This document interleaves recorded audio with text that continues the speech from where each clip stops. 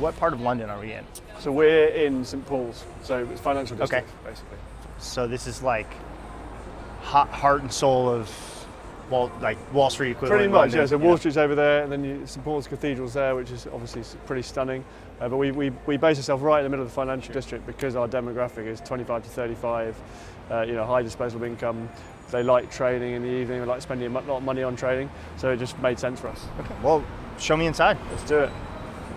So this is the heart and soul of the WIT retail and training experience. How did you guys come about building this space out? What was your vision for kind of the build out here? So the vision from the outset for the business, from a retail perspective, was to give the training consumer a curated, multi-brand product selection that we think they deserved. And we thought, where better to do it than in a retail setting, but with a training space underneath. Reason being is we've always built our business off a community. We've built an online community over 5 years. So we thought, what better way than to build our brand more and cater for the consumer than to bring the community into the space. So we've done the retail aspect that we'd rolled out a couple of years ago. We brought it into the space, but we chose a site that allowed us to do retail and training in one. So you actually have a gym located downstairs, right? Yeah, so obviously looking at it now, you just think traditional retail store. And we are a retail business. We are a retail business. 85% of our revenue is retail. We are an e-commerce retailer, so this is really just the flagship for us, the showpiece of the brand. But the gym is super important to us. Arguably the most important piece of the brand. We are a training brand. We want to change people's lives through training, so it's important for us to put the gym here as well. So you don't see it now, but yeah, there's a gym downstairs. So show me what are the unique brands that you guys are partnering with, here that people can come in and try on, use. Who are your major partners? So our major partner is Nike. Now, obviously that sounds obvious, but actually 5 years ago, Nike didn't have a training category. So 5 years ago, when we started the business, Nike were looking at training as a category, and that's the reason we entered the market, so to distribute their product. They had no distribution points. So they remain a major partner. Reebok, obviously essential to training, like training heritage. Obviously us focusing on the Crossfit consumer, they're essential to us. So they're a major brand partner. And then we've got some smaller brands, so quite a brand quite relevant in the UK, Beyond Board, and a brand you guys will be aware of in the States that we're not so aware of, but we're very much getting to be aware of, is No Bull. We're very, very close partners with these guys. We started in the same week, the business started in the same week. I reached out to Marcus and Michael and they said, let's do it. And I think they can see in our retail spaces that we do it properly. So they enjoy partnering with us. And then obviously we got our own brand as well. So this is kind of a next step in the journey for us. We are a retailer, we are a gym, but we're also a brand in our own right. So we sell a lot of t-shirts basically at the moment, but you'll see in 2020 more of a range coming out from WIT. And again, I think hopefully the consumer will appreciate that product because we all train. Everyone trains, we get it. So we get the product has to kind of live up to that expectation. So the idea kind of is that your sort of training athlete can come in here and they basically can outfit everything they need from the training needs. I see socks, I see rock tape, I see weightlifting belts, and then we obviously have apparel and shoes right here. Is that kind of how you've envisioned it? Is that the customer comes in here and they can completely outfit all of their needs and they don't just have to go to online retailers or retailers located in the United States, they can get it all here? Absolutely. So obviously e-com is the play these days and we're an e-commerce retailer. However, we thought it's essential to our brand story to have that bricks and mortar piece where it's like an Aladdin's cave of training product, of CrossFit product. The consumer should have access to this product somewhere on the high street and it doesn't apart from us. So the consumer in London's lucky, basically, and hopefully in the future we'll obviously branch out globally and reach the wider consumer. But we see it as essential to the brand, yeah. So we're going to go downstairs in just a minute, but do you have people who kind of come in here and they don't expect there to be a gym downstairs? They're hearing sort of either people talking or loud music or barbells dropping or sort of the camaraderie of training going on downstairs who kind of just ask and they're curious about it? Is that something where your customers is just a little bit new to experience for them? It's totally. So the beauty of where we are is in the financial district. There's a lot of people who don't know about our brand, don't know about CrossFit as a sport. They will walk into the shop expecting a traditional retail outlet, as you see on the face of it, and suddenly they'll hear the music and the barbells, and that is key for us as well. It creates an experience in the space.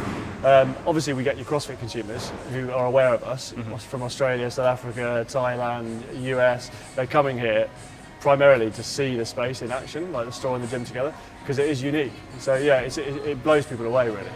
And how long have you guys had this place open? This space we've had 18 months. So business has been going for 4 years. We were formerly just retail. This was always the plan, and this space has been 18 months. And do you guys have any bigger plans, expansions, new cities, other spot in London?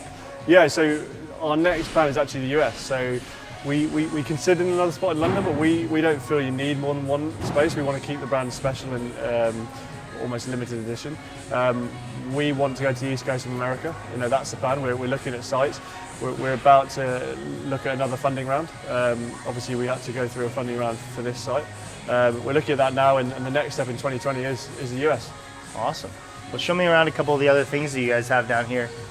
So this is, and WIT recently just inked a deal with CrossFit to be the official retailer for CrossFit's apparel. That's right, namely Reebok's gear right now, but also some additional CrossFit Chotsky swag, other things like that.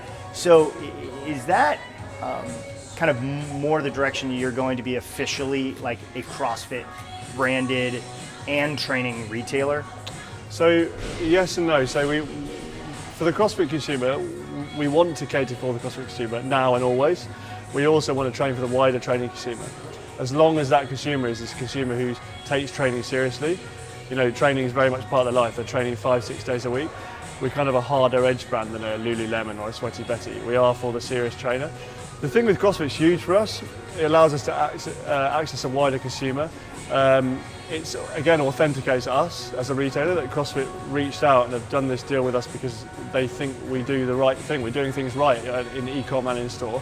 And we will hopefully represent the CrossFit brand globally in the right way, just like we do other brands. And that's in store and online. So hugely exciting for us, but we do see ourselves as like a training retailer, a wider training retailer than that. Cool. Well, why don't we go downstairs? Let's do it. Show me the gym. The cool bit. So we're here now in the WIT gym, the training experience. How often is this utilized, the space utilized as for training? So again, although primarily a retail business, to authenticate the brand, we need to show the consumer we take training seriously. We know what we're talking about, and the gym is used like a traditional gym. So we run classes, 4 classes in the morning, a class at lunch, and 4 classes in the afternoon. And as you can see now, it's 3 p.m. So open gym, and there's got to be 20 people in here today. Yeah. So the gym's open 5:30 in the morning until 8:30 at night. So it's important to us because it creates a buzz, it creates an experience. Is this also a CrossFit affiliate too? Yes, we're a CrossFit affiliate. It's super important to us because we're all from a CrossFit background. I'm from a CrossFit background. That's the reason the business is founded on CrossFit, the sport, and that consumer. So we believe in the methodology, and that's what we'll always practice. Yeah. And do you get a lot of drop-ins? Just people either coming off the street or visiting, like myself, that come here and they say, "Hey, I want to get in a workout or use the open gym." Is that pretty common for you guys? It's crazy. So we get up to kind of 300 drop-ins a week, and they're largely just tourists that have heard of the brand. They've seen the athletes that visit us, and they want to be a part of that experience. I mean, the board of fame, the lifting platform of fame, is like an example of athletes who have passed through here. Some of them with Nike, some of them with Reebok, some of them for events, but some of them they've just been dropping in. They're just dropping in to visit, and obviously people see this on social media, and they want to come to space. Yeah. So crazy amount of drop-in. Well, that's actually how I first learned about WIT, was by looking at some of these named athletes here doing things in front of that sign or one of your other signs, and then all of a sudden there's a new product being unveiled here for the first time, and I'm thinking to myself, like, what's WIT? Like, where did this come from? And I've got to know more, because you're seeing it. You're seeing Jess Griffith, you're seeing Sarah Sigmundsdottir, you're seeing all these athletes that you're watching at the CrossFit Games doing something here in London, and you're like intrigued. And you've built a brand that is just well known and recognized in the CrossFit community globally. enough to have visitors here to London who are probably here on vacation, but this is now part of their tourist destination. It is, yeah. I mean, you've actually hit the nail on the head there, because again, that's another reason why we created the gym space. It allowed us to host athletes, host events, launch products, which adds a completely different dimension to the business and adds this amazing experience for the customers. So it's so important. We're a retail business, yes. We're an e-commerce business, yes. But although I'm saying that, this is obviously the coolest part of the brand. I'll show you around the gym. So this is the space. As you can see, it's a traditional gym, and I hope we've done it in quite a cool way. It's meant to be quite sleek. It's meant to be on brand. It's key to us. The space has to be cool, but at the end of the day, it's a CrossFit gym, and there's people in here doing CrossFit, and that's important for us. There's people in here training hard. Famous sign. That's where you've seen all the athletes, which is obviously where the name WIT came from. Whatever it takes.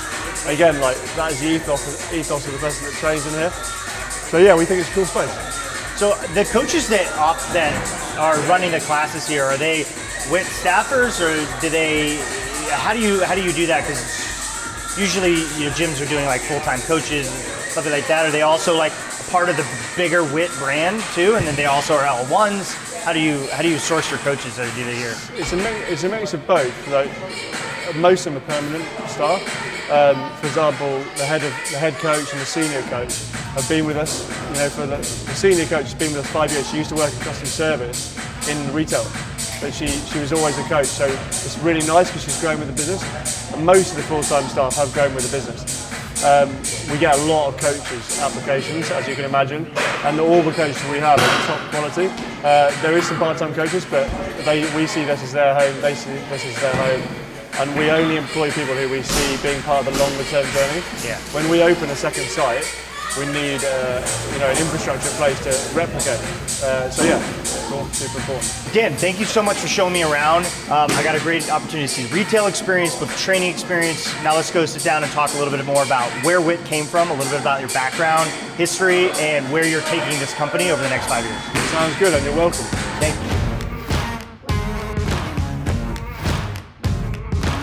All right, Dan, so tell me a little bit about where this concept of a training retailer came from. How did that start? It's twofold really. So it's me and my business partner Sam. I used to work for Innovate. Obviously everyone's aware of Innovate. I was the account manager in the UK, and I saw a opportunity in the market for a training retailer. Now what I mean by that is I saw brands like Innovate, but also brands like Nike, Under Armour, Reebok, plus multiple smaller training brands trying to get to market, but the consumer had no way to shop a multi-brand collection. And I thought, why don't we step into that opportunity and make the most of it? And Sam worked in sports retail already, and he had various contacts at the brands I just mentioned, Nike, Reebok, Under Armour. It's very hard to get in with those guys because he had those contacts. He got us a pitch. We went in literally with Nike. They said, you got 5 minutes to pitch your concept. We pitched it, and the next day they were like, we'll open an account with you. And from then on, we kind of, it's just snowballed. So when did the first WIT store experience, when was that open? What year was it? So for year one, we did multiple pop-up stores. So we did a location in the city near where we are now, and we did a location in Shoreditch, which is East London, kind of cooler area of London. So that was year one. Year two, we raised a little bit of money, and we did opened our first retail-only store, permanent store in Shoreditch, again, East London, which worked really well for a time. We developed a story around the brand. It was underground in Shoreditch. It was a cool location, kind of an Aladdin's cave of training product. And then we thought, why don't we do this space, but with a training space? To bring our community and to bring the training community into a space to train, to experience our brand and what we could do in the space, but also to shop the product. So we went through a larger funding round to open this fantastic location you're in at the moment. So we've only been around 4 years. We've had two retail sites now merged into one with this big space, and yeah, that's where we've got to now.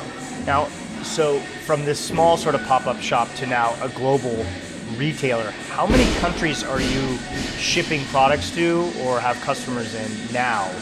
just 4 years later? We literally ship worldwide, so 150 countries on our roster. So we, on a daily basis, we're shipping to probably 30 to 40 countries. We're 150 countries we ship to regularly. We are a global e-commerce retailer. And that's always been the goal for us. We are an e-com retailer, built around these fantastic sites, and that is a journey we're going on. We want to reach the global consumer, whether that's through e-com or whether that's through these sites. So 4 years ago, you had this crazy idea to start a training-focused retailer. Were you even thinking globally yet, or were you thinking about it just from either London or perhaps just a UK-based operation? So actually, from day one, I thought we had something special. Almost from the outset of the idea, I thought we had something with huge potential, and I've never backed down from that vision. I think we always thought we could be a global retailer. Now I'm more confident than ever. Yes, we need funding along the way. Who doesn't? I started the business with £5,000. But we're making an impact globally, and I think I've always thought we would. Yeah. What was sort of a watershed moment for you guys in this journey that you've been on, where you knew you had turned a corner, and what was that experience like for you? You can't really look past our first funding round, because what we did to open this store, we basically needed a large chunk of money. It really was just a dream. And we went the crowdfunding route, and we'd built this amazing community online, like I said earlier, of loyal customers. And we opened the business up to those customers. So now, when we opened that funding up, 450 of our customers became shareholders, and we raised a lot of money. And we were blown away. We hit our fundraising target within 7 days, and we over-raised within 14 days. It was humbling, really. And that was friends, family, customers. That was a watershed moment. Wow. So you actually have shareholders who are customers. That's right. Brand. Those shareholders, our whole community is important to us. I'm obsessed with customer experience and customer service. I always have been.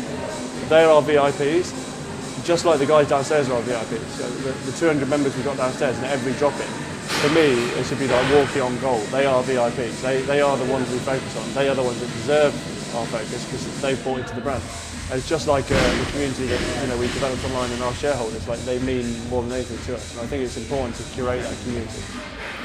So for those who have only been hearing about WIT for the last couple of weeks, seeing them at the CrossFit Games, what's the major takeaway for the average CrossFitter? What is WIT in your elevator pitch? 15 seconds. So WIT's a complex business, but primarily we're a retailer. We're a brand, we're a gym, we're an experience, and we're a community. And those 5 things, I think, sum up the brand perfectly. I think you can see them in this space. And I think you see them, and the consumer saw them when we went to the CrossFit Games. We bring all 5 of those elements to the customer. Last question is, okay, we got a new season coming up for the CrossFit Games. What sort of plans does WIT have to integrate them even deeper into the community across the sanctional season? Any tidbits that you can give up, or anything cool that you guys are planning for the next season?